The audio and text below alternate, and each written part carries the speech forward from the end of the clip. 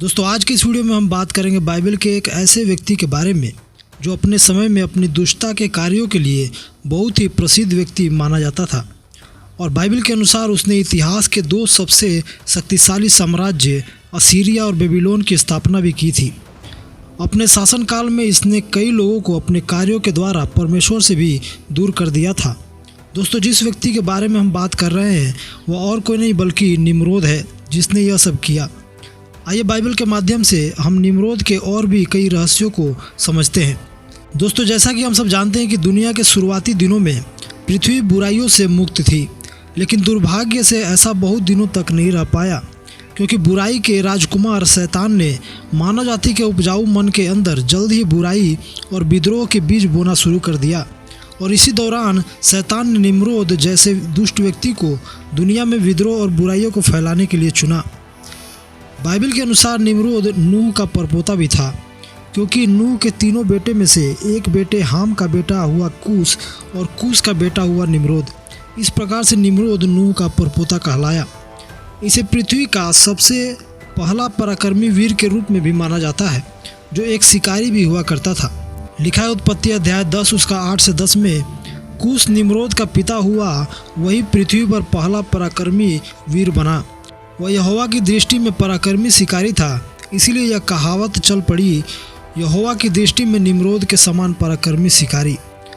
उसके राज्य का आरंभ सिनार देश में बाबेल, एरेख, अकद और कलने से हुआ। यहाँ आप देख सकते हैं कि निम्रोद को परमेश्वर की दृष्टि में भी पराक्रमी शिकारी बताया गया है। इसका मतलब कि वह सच में उस समय का सबसे पराक्रमी शिकारी और वीर रहा होगा। लेकिन इसके कार्यों ने परमेश्वर को नाराज कर दिया। इसने बाबेल राज्य पर शासन किया, जिसे बेबीलोन भी कहा जाता है, जो पृथ्वी पर परमेश्वर के विरुद्ध पहला मानव विद्रोह था। निम्रोद बदल चुका था। अब वह जानवरों का शिकारी नहीं था, बल्कि मनुष्यों का शिकारी बन गया था। उसकी लड़ने, मारने और बेरहमी से शासन करने की क्षमता के कारण उसने बहुत सारे राज्यों को एक साथ जोड़ लिया था। लोगों को अब परमेश्वर पर भरोसा नहीं था, बल्कि उसकी ताकत, क्षमता और व्यवहार से निम्रोद ने पूरी दुनिया को बदलने की कोशिश की थी। उत्पत्ति की किताब में एक बात बहुत ही गौर करने वाली है, नूह की वंशावली। जब ध्यान देंगे तो पता चलेगा कि नूह के तीनों पुत्र सेम, हाम और एपेत पृथ्वी के अलग अलग जातियों के मूल पिता बने। जैसे कि एपेत के वंशज, जो मुख्य रूप से उन राष्ट्रों का प्रतिनिधित्व करते हैं जो इसराइल की भूमि के उत्तर पूर्व और उत्तर पश्चिम में स्थित है। हाम के वंशज, जिसमें निम्रोद भी शामिल है, ये उन राष्ट्रों का प्रतिनिधित्व करते हैं जो अपने आप में स्थित है। और सेम के वंशज मुख्य रूप से इसराइल की भूमि के पूर्व में स्थित है, जिससे इसराइल पूरी दुनिया का केंद्र बना हुआ है। इन सब में निम्रोद और उसके वंशजों ने कुछ ऐसा कर दिया जिसके कारण परमेश्वर उनसे बहुत ही नाराज हुआ। परमेश्वर ने तो नूह और उसके वंशजों को पहले ही आशीष दिया था कि फूलों फलों और पृथ्वी में भर जाओ, लेकिन लोगों ने अपने लिए एक ही जगह चुन लिया और वहीं बस गए। उस समय पृथ्वी पर केवल एक ही भाषा बोली जाती थी, इसीलिए उन्हें एक ही स्थान में रहना ठीक लगा। लेकिन इसके बाद सब लोगों ने प्लान बनाया कि एक मीनार बनाया जाए जो आकाश तक ऊंची हो और अपना नाम कमाया जाए। यही वह समय था जब इन लोगों ने परमेश्वर के आशीष को रोकने की कोशिश की। लिखा उत्पत्ति अध्याय 11 उसका 3 और 4 में, तब वे आपस में कहने लगे, आओ हम ईंटें बना बना कर भली भांति आग में पकाए। और उन्होंने पत्थर के स्थान पर ईंट से और मिट्टी के गारे के स्थान में चूने से काम लिया। फिर उन्होंने कहा, आओ हम एक नगर और एक मीनार बना ले, जिसकी चोटी आकाश से बातें करे। इस प्रकार से हम अपना नाम करें, ऐसा ना हो कि हमको सारी पृथ्वी पर फैलना पड़े। यहाँ आप देख सकते हैं कि किस प्रकार से लोगों ने अपने लिए एक मीनार बनाने का विचार किया, ताकि सब लोग एक ही जगह पर रह सके। लेकिन इनके इस विचार में परमेश्वर की आशीष की रुकावट भी थी। इन लोगों ने परमेश्वर को छोड़ अपने भरोसे और अपनी क्षमता पर घमंड करना शुरू कर दिया। ये जब गगनचुंबी मीनार और नगर बना रहे थे, तभी परमेश्वर उन्हें देखने के लिए उतर आया। और परमेश्वर ने कहा कि ये लोग तो एक ही भाषा बोलते हैं और अभी ही ये सब काम कर रहे हैं।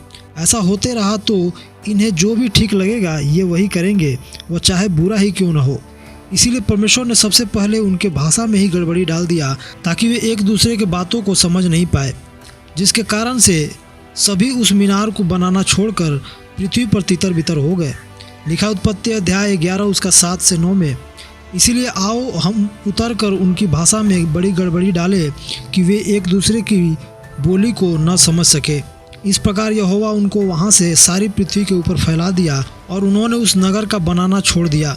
इस कारण उस नगर का नाम बाबेल पड़ा, क्योंकि सारी पृथ्वी की भाषा में जो गड़बड़ी है वह यहोवा ने वहीं डाली, और वहीं से यहोवा ने मनुष्यों को सारी पृथ्वी के ऊपर फैला दिया।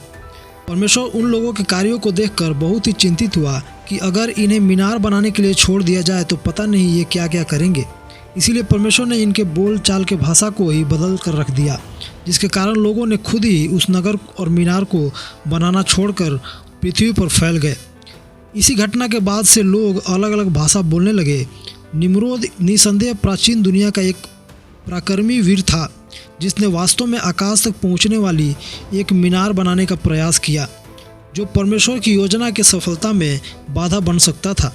लेकिन इसके बावजूद भी निम्रोद को शायद यह समझ लेना चाहिए था कि परमेश्वर की ताकत मनुष्यों के ताकत से बहुत ज़्यादा है, जिसे कोई भी रोक नहीं सकता है। आशा करता हूँ आज की इस वीडियो से आपको कुछ सीखने को मिला होगा। वीडियो को लाइक करें, अपने विचार हमें कमेंट करके ज़रूर बताएं और चैनल को सब्सक्राइब कर लें ऐसे ही और वीडियो के लिए। धन्यवाद। जय मसीह की।